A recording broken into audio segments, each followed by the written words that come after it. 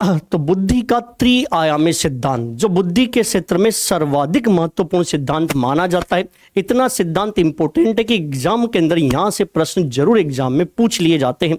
इस सिद्धांत पर जब हम यहाँ पर चर्चा कर रहे हैं तो सबसे पहले ध्यान रखना है त्रिआयामी सिद्धांत किस व्यक्ति के द्वारा दिया गया। JP Gilford, Joy Paul Gilford के नाम से इनको जाना जाता है। इस सिद्धांत के कौन कौन से नाम है जहां से प्रश्न पूछ लिया जाता है। पहले नंबर पर ध्यान रखना त्रिविमीय सिद्धांत। इस त्रिविमीय को कहा जाता है 3D, इसलिए 3D मॉडल के नाम से जानते हैं। 3 डायमेंशनल थ्योरी, बुद्धि संरचना सिद्धांत, बुद्धि की जो संरचना है उसको फिर अंग्रेजी में नाम दिया जाता है SOI मॉडल। SOI मॉडल का मतलब क्या, स्ट्रक्चर ऑफ इंटेलेक्ट के नाम से, स्ट्रक्चर ऑफ इंटेलिजेंस के नाम से। घनीय संरचना सिद्धांत, घननुमा स्ट्रक्चर को लेकर के अपन यहां बात करते हैं, इसलिए हमने घनीय संरचना सिद्धांत का, उसी को अपन अंग्रेजी में कहते हैं क्यूबिक मॉडल। घन को क्यूबिक कहा जाता है। प्रक्रिया विषय वस्तु उत्पाद का सिद्धांत, तो प्रक्रिया विषय वस्तु उत्पाद है उसका सिद्धांत, इसी को कहा जाता है OCP model, operation content product. OCP model के नाम से भी अपन सिद्धांत को जानते हैं।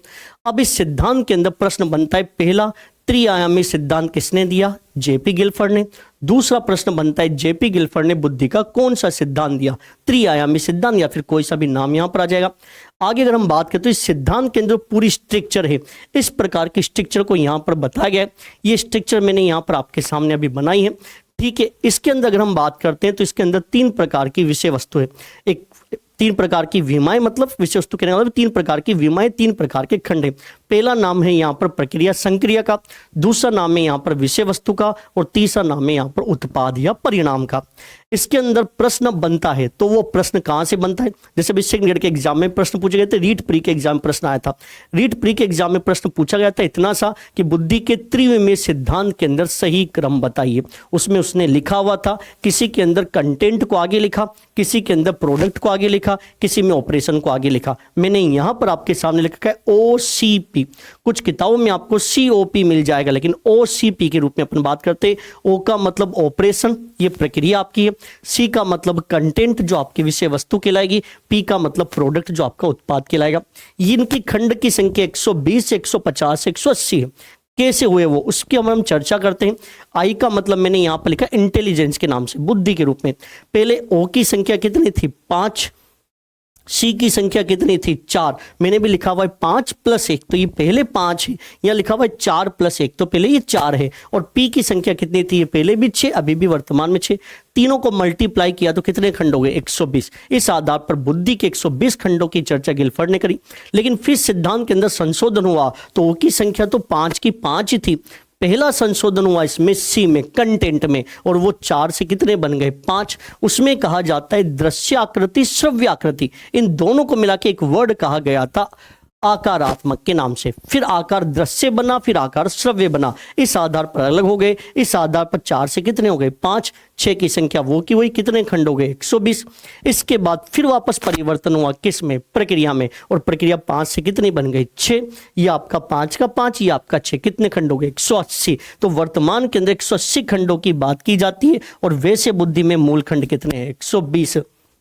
एग्जाम में 120 आए तो वो में लगाने, 150 आए तो 150, 180 आए तो 180, तीनों आए तो 180 के रूप में। नहीं तो वर्तमान में ज्यादातर एग्जामों में 120 का जिक्र वहां पर होता है। अब इस सिद्धांत को अपन यहां पर समझते हैं तो इसके अंदर विषय वस्तु जिसके पार्ट यहां पर 5 हैं, प्रक्रिया जिसके पार्ट यहां पर 6 हैं, और उत्पाद जिसके पार्ट यहां पर 6 हैं। विषय वस्तु कहने का मतलब है समस्या का समाधान करने के लिए दी जाने वाली सामग्री, वो विषय वस्तु कहलाती है। समस्या का समाधान करने के लिए जो सामग्री आती है उसके माध्यम से प्राणी अपनी मानसिक प्रक्रियाओं का प्रयोग करता है, उसे प्रक्रिया कहा गया। और अंत में प्राणी को एक उत्पाद परिणाम की प्राप्ति होती है। प्रक्रिया यहाँ पर पहले नंबर पर आने वाली प्रक्रिया है। जैसे हम कहें विषय वस्तु किसी भी रूप में आपके सामने प्रस्तुत हो सकती है। दृश्य आकृति हो सकती है, वो श्रव्य आकृति हो सकती है, वो प्रतीकात्मक या संकेत के रूप में हो सकती है, वो भाषात्मक या शाब्दिक हो सकती है, वो व्यवहारात्मक हो सकती है। एक रूप में विषय वस्तु प्रस्तुत की जाती है। उसके आधार पर प्राणी उन चीज़ों के बारे में जानकारी इकट्ठा करता है, संज्ञान, उन चीज़ों को अपनी मेमोरी के अंदर लेखन करता है, उन्हें धारण करता है, उन पर चिंतन की प्रक्रिया का प्रयोग करता है। पहला चिंतन उन्हें हूबहू उसी रूप में याद करना, दूसरा चिंतन उन्हें अपसारी चिंतन के रूप में याद करना, फिर उनका मूल्यांकन करना। उस आधार पर वो अलग अलग प्रकार की इकाइयां बना सकता है, अलग अलग श्रेणियों में उन्हें डिवाइड कर सकता है, उनका संबंध बता सकता है, उन्हें रूपांतरण कर सकता है, उन्हें सिस्टमेटिक ढंग से व्यवस्थित कर सकता है और उनका निहितार्थ निकाल सकता है। जैसे हम कहें विभिन्न प्रकार की रंगों की जानकारी बच्चे को देनी, ठीक है, रंगों की जानकारी बच्चों को देनी है। अब वो रंग बच्चे के सामने वहां पर दृश्य आकृति के रूप में दिखाए गए हैं, अलग अलग प्रकार के कलर बच्चे को वहां दिखाए गए, वो विषय वस्तु के रूप में खिलाई। बच्चे ने पहले उन कलर के बारे में जाना, अपनी मेमोरी में उनको लिखा, उन्हें धारण किया, उन पर चिंतन किया। बच्चे ने पहले अभी सारी चिंतन, किस प्रकार का कलर ये कहलाता है, इस प्रकार कलर ये कहलाता है, इस प्रकार कलर ये कहलाता है। इंद्रधनुष के 7 रंग हैं, ये सोच के चलो, ठीक है। ये उसको यहाँ पर पता लग गया बच्चे को कि इंद्रधनुष के जो 7 रंग है वो इस प्रकार के रंग होते हैं, उनका क्रम इस प्रकार से होता है। ये बच्चे का कहलाए अभी सारी चिंतन। लेकिन बच्चे ने सोचा कि इस प्रकार से मुझे याद न रहे, तो उसने उसको एक विबग्योर, जिसको अपन बेनी आह पी नाला कहते हैं, ठीक है ना, तो इस प्रकार से उसने उसको रिप्रेजेंट किया। ये कहलाएगा उसका अपसारी चिंतन, कि एक से मैं रटूंगा, पहले बैंगनी होता है, बेनी, फिर नीला होता है, आसमानी होता है, इस प्रकार से, तो उससे भूल जाऊं मैं, तो उसने विबग्योर के नाम से उसको या तो रिप्रेजेंट किया या बेनी आह पी नाला, एक प्रकार का सेंटेंस उसने बनाया। ये अपसारी चिंतन हुआ। मूल्यांकन के माध्यम से उसने इस चीज को परख लिया, ये उसने उस विषय वस्तु को याद कर लिया।